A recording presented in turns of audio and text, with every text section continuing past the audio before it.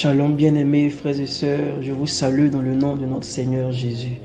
Je rends grâce à Dieu pour vos vies et je prie que cette journée vous apporte la santé et la paix. Que votre âme soit en paix, cette paix qui vient de Dieu et que rien ne peut troubler. Amen.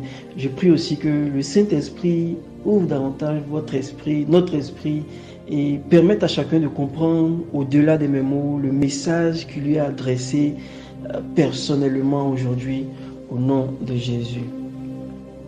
Bienvenue à notre espace de partage de la parole, le pain quotidien. Je suis Pasteur Steve et c'est toujours une joie de vous retrouver pour partager une portion des Écritures. Amen. Ce mois, nous parlons sur devenir une nation puissante. Et le thème que nous partageons cette semaine, c'est l'âme d'une nation, pour parler des prérequis, de ce qui constitue en fait une nation. Nous avons vu que pour parler de nation, il faut d'abord un territoire, ensuite un peuple, puis un gouvernant. Et aujourd'hui, nous poursuivons avec notre thème qui est la loi. Donc, il faut aussi avoir une loi pour parler des nations.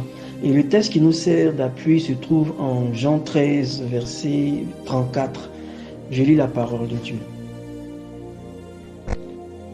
Je vous donne un commandement nouveau. Aimez-vous les uns les autres comme je vous ai aimé. Vous aussi, aimez-vous les uns les autres. Voici un verset que nous connaissons tous, ou que la grande majorité connaît en tout cas. Aujourd'hui, nous parlons de la loi. Mais qu'est-ce que la loi?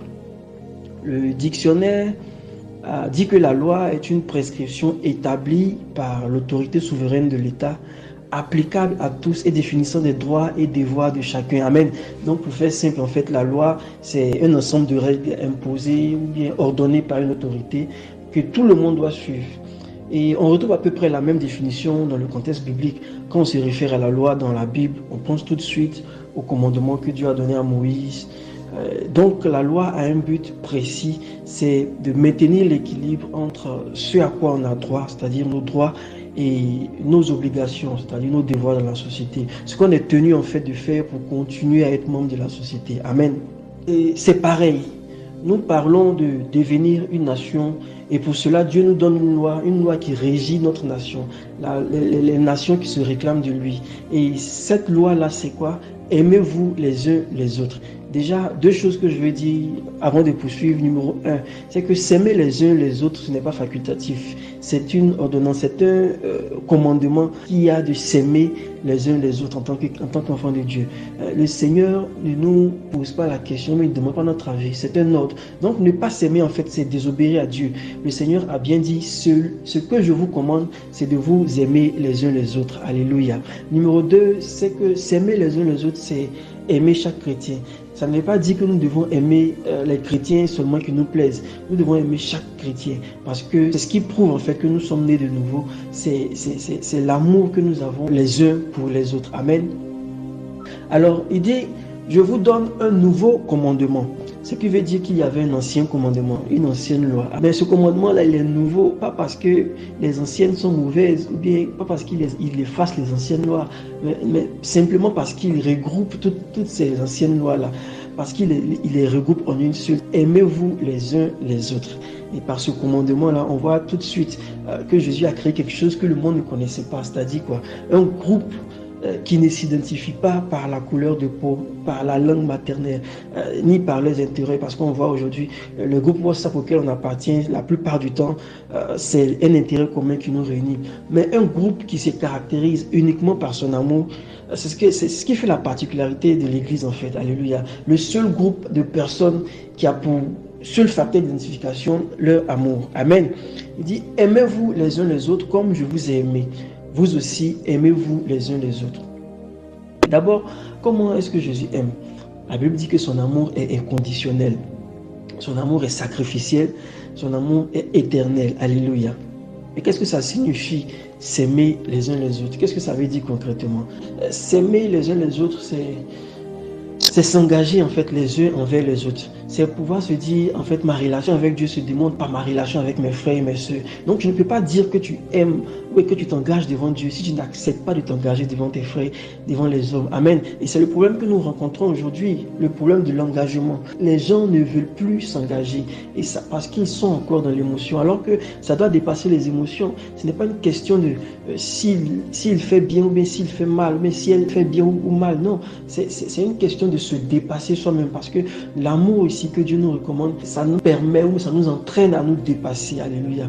Et cet amour-là, il doit se voir dans la pratique. Je vais énumérer quelques points rapidement. Premièrement, Romains 12, 10 qui dit: par amour fraternel, soyez pleins d'affection les uns pour les autres, par honneur, usez de prévenance réciproque. Amen.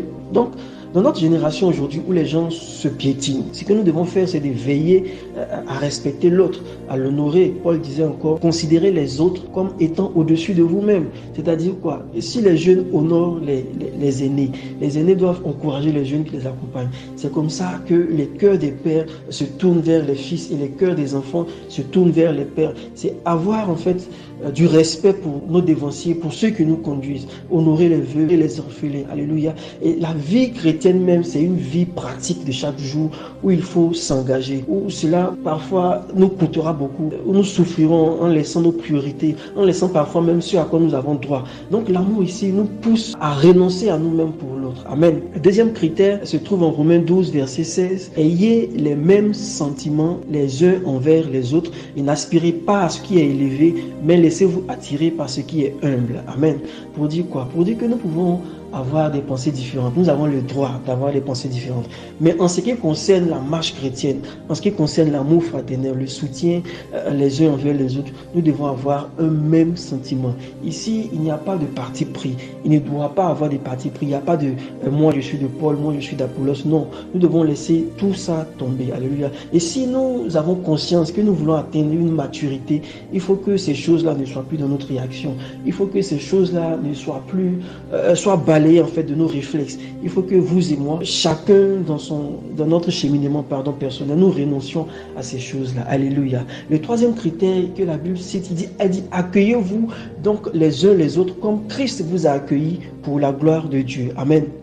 Nous devons savoir que aux yeux de Dieu, nos titres, nos rangs, notre classe sociale ne nous distingue pas. Alléluia.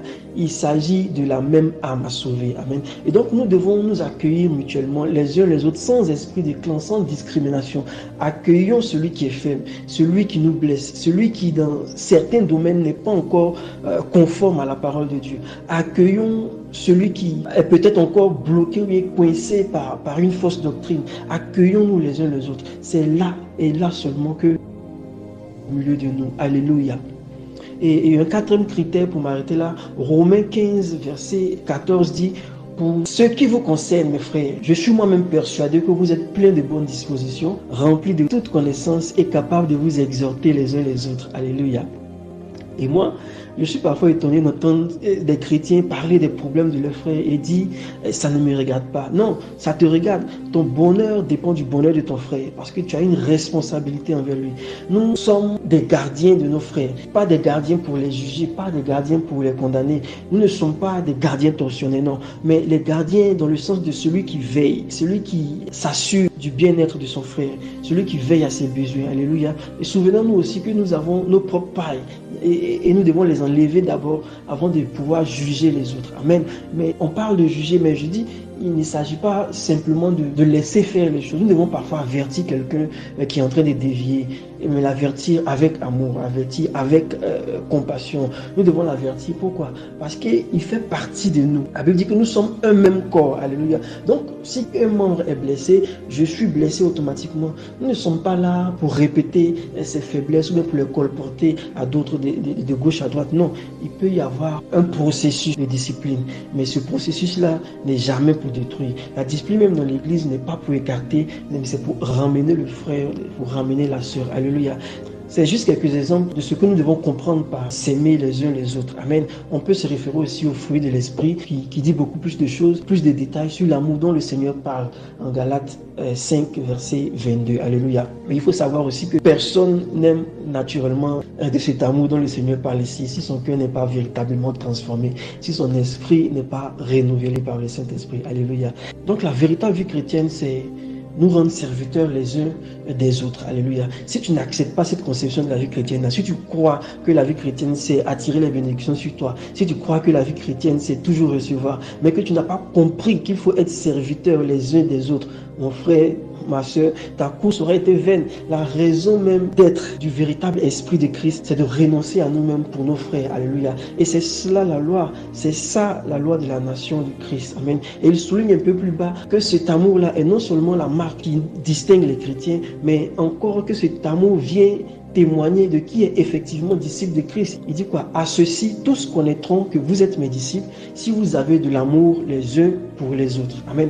Donc tous reconnaîtront que vous êtes un même peuple. Tous reconnaîtront que vous êtes une même nation. Pourquoi? Parce que le peuple obéit aux lois de la nation à laquelle il appartient. Donc en fait, c'est une preuve suffisante. Ça doit être une preuve suffisante comme une carte d'identité qui signale immédiatement d'où tu viens. Et c'est ce que Dieu veut, qu'on puisse identifier ses fils à leur langage, qu'on puisse identifier ses fils à leur attitude, sans qu'il n'ait besoin de se présenter en disant « je suis chrétien, je suis fils de Dieu ». Non, notre témoignage doit être évident pour les gens. Ils doivent dire, toi, tu es un chrétien, toi, tu es une chrétienne, ou bien toi, tu es un disciple de Jésus, à ta manière de te tenir, à ta manière de parler. Tu es doux, tu es aimable, tu es tempérante, tu es bienveillante, tu inspires la confiance, tu inspires la joie. Toutes ces genres de choses-là. Alléluia. Je veux vraiment prier pour terminer que Dieu nous donne la grâce de comprendre que la loi ou les règles, les interdits qui nous donnent n'est pas un frein, ne constitue aucunement un frein à notre épanouissement, mais bien au contraire, c'est vraiment la clé du bonheur qui promet à chacun de ses enfants au nom de Jésus. Bénédiction.